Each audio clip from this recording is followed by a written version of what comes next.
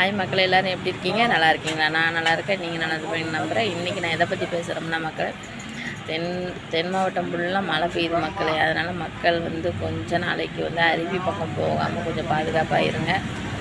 நான் எதுக்காக சொல்ல வரேன், நேற்று மக்கள் எல்லாம் குளிச்சுட்டு இருக்காங்க. குளிச்சுட்டு இருக்கும்போது எப்படி சொல்கிறது, அருவியிலேருந்து தண்ணி விழ சொன்னால் அப்படியே பூகம்பம் மாதிரி வந்துடுச்சு, சுனாமி மாதிரி வந்துடுச்சு மக்களே.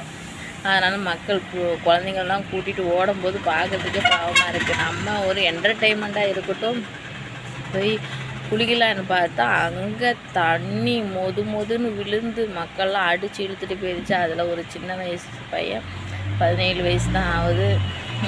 எதிர்பாராத விதமாக அந்த பையன் நேற்று இறந்துட்டான். பார்த்தோன்னே கஷ்டமாக இருக்குது மக்கள். அதனால் யாரும் கொஞ்ச நாளைக்கு அருவி பக்கம் போகாதீங்க. அது குற்றாலத்தில் எல்லா அருவிலையுமே தண்ணி கொஞ்சம் அதிகமாக வந்துட்டுருக்கான். அதனால்